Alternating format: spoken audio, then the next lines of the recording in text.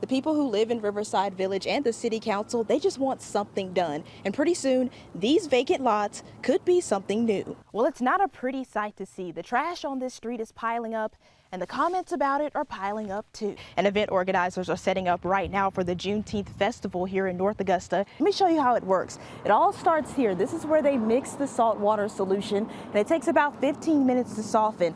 Then it travels through these pipes, but with a booster, they found you gain back 25 times more protection from Omicron. Now, we knew the new James Brown Arena project wouldn't be cheap, but whether or not that cost is worth it is up to you. Local gyms are hoping 2021 brings in more clients to fill the losses of last year. The city is expanding the home rehab project to include projects and homes like this, blighted properties from the dugout here at the old Green Jacket Stadium out into our rural counties. Just take a look. If you're in a wheelchair on a rainy day like this, there is no way you can make it up these steps to be protected from the rain under this cover. Some businesses I spoke to are optimistic, but they are a little concerned about how the construction will impact foot traffic downtown. While some industries are beginning to see the end of these pandemic woes, others, like restaurants, are still in the thick of it.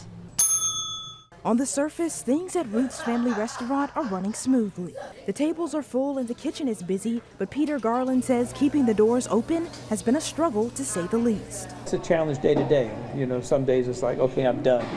Just lock the door, let's walk away. Everywhere you go, signs show jobs available. At Ruth's, their biggest challenge has been staffing. And the folks that are the core have been working 6-7 days a week for months, and they're starting to get burned out. In a state survey of employers and job seekers, they found industries like food service and retail saw the most job loss, while administration, tech services, and manufacturing saw the most growth.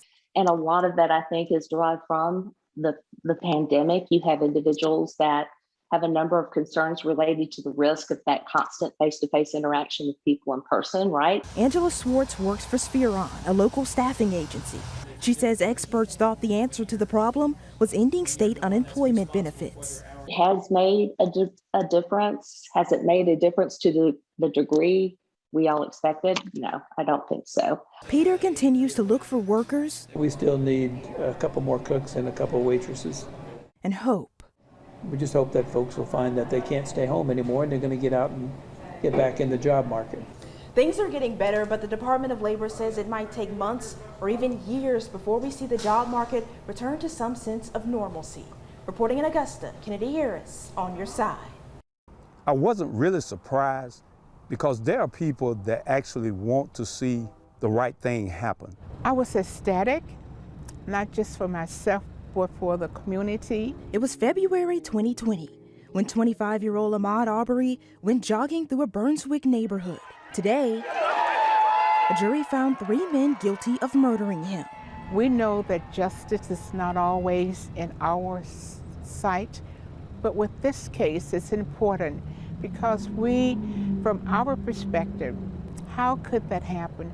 We cannot be free to just walk down a street and be curious. Both Dr. Nash, Teachy, and Reverend Ivy traveled to the Glenn County Courthouse just last week after defense attorneys tried to remove black pastors supporting Ahmaud's family from the courtroom. We decided as pastors that we were going to come out of our pulpit and say, we're here, you got to deal with us. They remember the tense moments outside the courthouse and the tense moments today just before they heard the verdicts. We are surprised when we're caught off guard. But I was not caught off guard. I've been praying for this. My first thought was, let's keep this moving. Our nation needs to have some faith in our judicial system. Justice, something they say hasn't always come into fruition. So you're satisfied this is justice?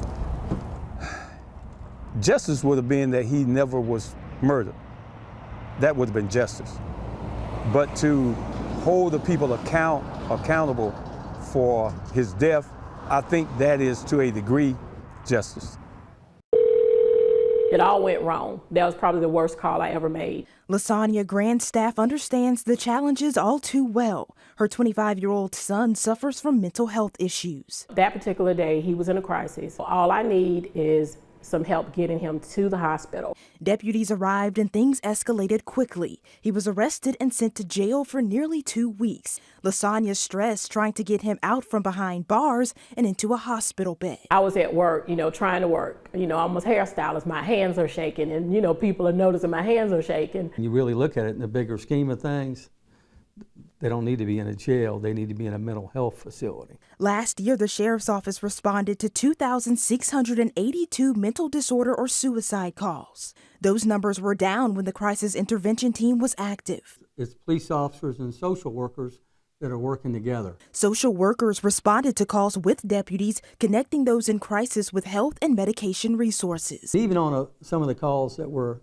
kind of high stress calls, the social workers, they're more adept at talking them down. They ran into staffing trouble, so Chief Clayton went to commissioners and the mayor for help. I got to tell you, that was several months back, and they told me they'd circle back with me, and it's just been nothing but crickets. Crickets on a program that makes all the difference. Do you think it would have made a difference when your son had this situation? I think it would have.